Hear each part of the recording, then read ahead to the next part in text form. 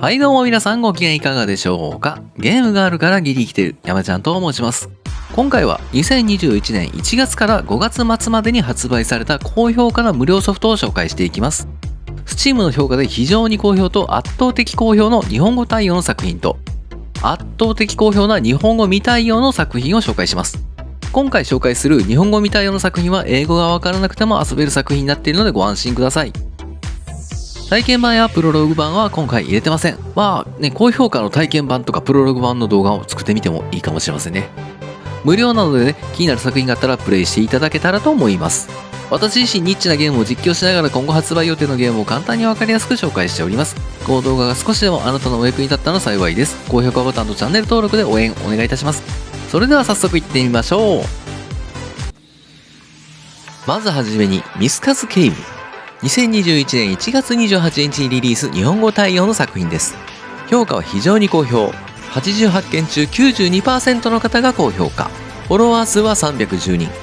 ウサギが洞窟から脱出する 2D 横スクロールアクション。主人公のウサギミスカがクリスタルの剣を手に重力の法則に逆らい天井や地表を飛び回るアクションです。ミスカは常に走り続け、天井と地表を行き来しながら敵を倒し、どこまで洞窟を走り続けられるかといった内容。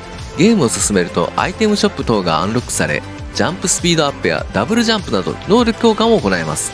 私も体験版遊びましたがすごく難しいゲームでした。タイミングと反射神経が試される高難易度アクション。ミスカズケイブは非常に好評日本語対応の作品です。バイフェイス。2021年3月30日リリース日本語対応の作品です。評価は非常に好評。99件中 97% の方が高評価。フォロワー数は131人。探索とパズルをメインにした 2D プラットフォーマー。赤と黒しか存在しない双極世界で赤と黒を切り替えてクリアを目指す。Steam のレビューを見ていきましょう。ヒントを見たら負けかなと思い自力にてクリア。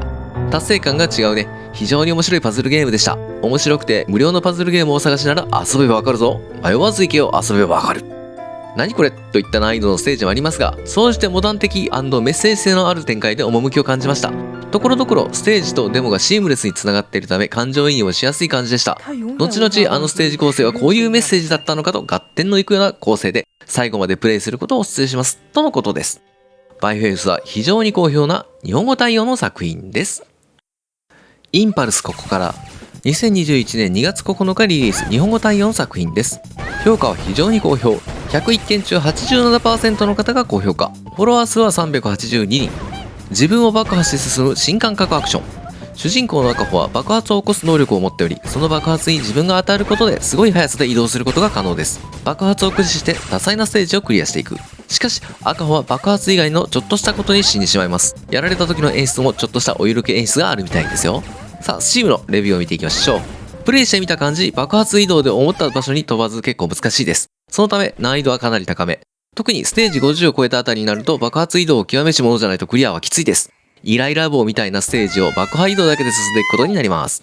操作はシンプルですが、狭い空間を飛び回ったり敵弾だらけのステージを進んでいくのはかなり高難易度。アクションゲームが好きな負けず嫌いの方にはおすすめです。ということです。インパルスここからは非常に高評価日本語対応の作品です。EQI。2021年1月16日リリース日本語対応の作品です。評価は非常に好評。112件中 93% の方が高評価。フォロワー数は454人。視点を回転させて進む一人称視点の 3D パズルゲーム。空間に固定された物体を回転させてステージをクリアしていく断片の 3D パズルです。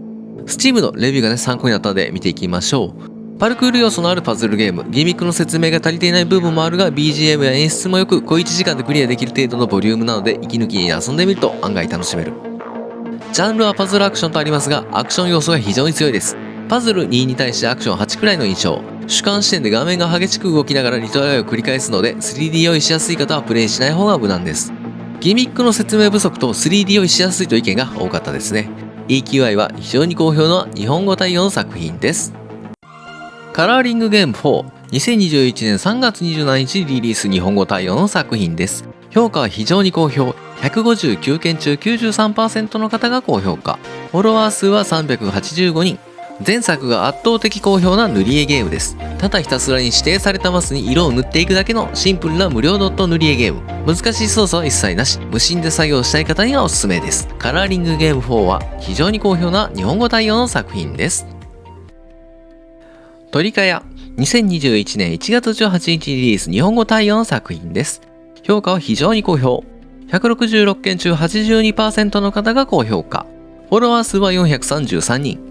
エジプシャンな一人称視点で展開されるパズルゲーム。プレイヤーは忘れられた神殿を探索、魔法の神器を見つけて世界中に散らばった宝石を集めることが目的です。Steam のレビューを見ていきましょう。手軽にできるパズルゲーム。ヒントは全てゲーム内にあり、敵も出てこないのでじっくり考えられる。とりあえず積むようなところはないと思われます。制限時間や突然現れる敵がないのはゆっくりプレイできていいですね。トゥームレイダーな感じになると苦行みたいになりますけど、のんびりプレイできました。BGM がエジプシャンな感じで風景とマッチしていました。酔いやすい方へ、いかんせんマウス感度がとても速すぎて初めて酔いました。今までいくつかの一人称視点のゲームは平気だったので気を抜いていました。マウス感度は調整できませんのでご注意ください。とのことです。トリカヤは非常に好評日本語対応の作品です。B100X オートダンジョン RPG 2021年1月27日リリース日本語対応の作品です。評価は非常に好評。401件中 80% の方が高評価。フォロワー数は1329人。隙間時間に気軽に楽しめるオートダンジョン RPG。放置プレイでダンジョンを攻略。ダンジョン攻略で獲得したアイテムは全て合成に使用することが可能で、ドロップアイテムを使ってキャラクターを強化を繰り返しダンジョンを攻略していくといったゲームです。Steam のレビューを見ていきましょう。コツコツ育成するのが好きな方には向いている作品だと思います。片手間で遊ぶことができる一方でシナジーを考えながら装備の合成をし、ビルドを作っていける奥深さも持ち合わせています。合成の自由度が高く、ドロップアイテムも豊富なので構築を考えるのはかなり楽しい。放置時間もそこまで長いわけではなく、ログが残るので目を離していてもおおむね問題はない。課金要素もクリアには直結していないものばかりで、おそらく無料でも最後まで十分楽しめると思う。ゲーム内容自体は面白いけど、ゲームシステムに不評が見られ、ハートシステムと有限のインベントリーに対する意見が多かったですね。B100X オートダンジョン RPG は非常に好評日本語対応の作品です。ヘクサシード2021年1月16日リリース日本語対応の作品です。評価は非常に好評。784件中 89% の方が高評価。フォロワー数は687人。六角形のマインスイーパー。ヘクサ型のマインスイーパーパズルです。何も考えずにポチポチできるので気軽にプレイできます。ステージも大量にあるので隙間時間に最適でしょう。Steam のレビューを見ていきましょう。無料で遊べる範囲だけでも400問以上あり、難易度はこの手のパズルをやり慣れているならサクサク解けるレベルで癒されます。運ゲーに感じるところがあっても気づかないところにヒントがあったりしてしっかり解ける仕様になっている。無料で遊べる六角形タイルのマインスイーパー。触り心地は同系統のヘクサセルほどではないが、問題の質は良くちゃんとやりがとえがある。大型タイトルに遊び疲れた時、気軽なパズルゲームを遊びたい時にちょうどいいだろうとのことです。運要素がなくてちゃんとリズムで解けるパズルとのことだよね。息抜きや気分転換にちょうどいいかもしれませんね。ヘクサシードは非常に好評な日本語対応の作品です。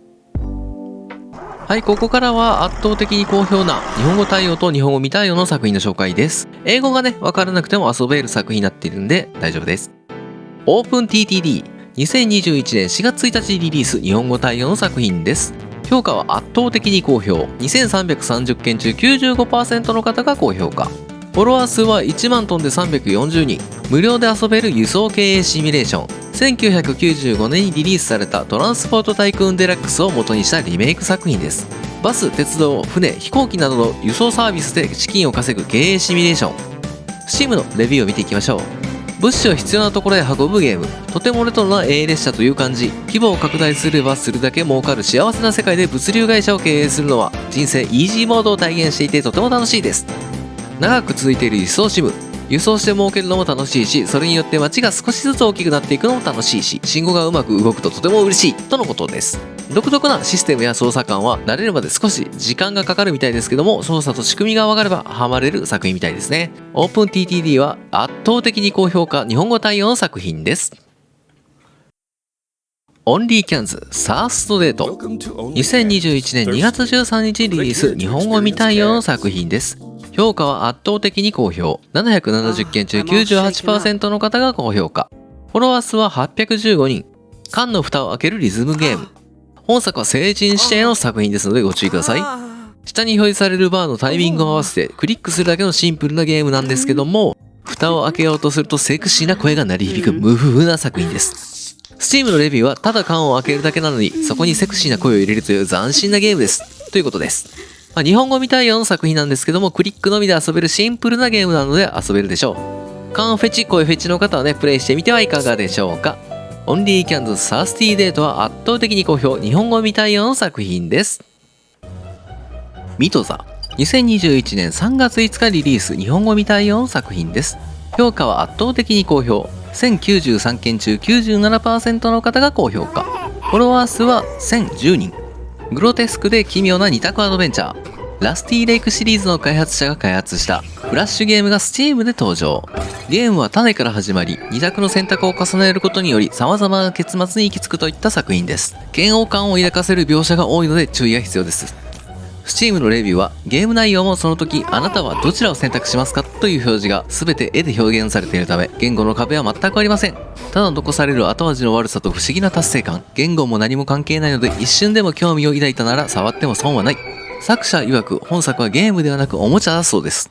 日本語未対応ですが感覚でプレイする作品なので問題はありません。ミトザは圧倒的に好評、日本語未対応の作品です。グラディオ&グローリー。2021年3月16日リリース、日本語未対応の作品です。評価は圧倒的に好評。1208件中 95% の方が高評価。フォロワー数は1677人。物理演算を取り入れた剣闘士アクション。CPU 相手に最大50対50の決闘が繰り広げられ、様々な武器や仕掛けを利用してトーナメントを勝ち抜いていく。最初は裸一貫で始まり、勝利していくことでポイントが与えられ、レベルアップが可能。レベルアップすることで鎧や兜など装備が与えられたりアップグレードすることができるみたいです。操作は多少慣れが必要でゲームパッドは今のところ使えないみたいです。どちらかというとバカゲーよりかもしれませんね。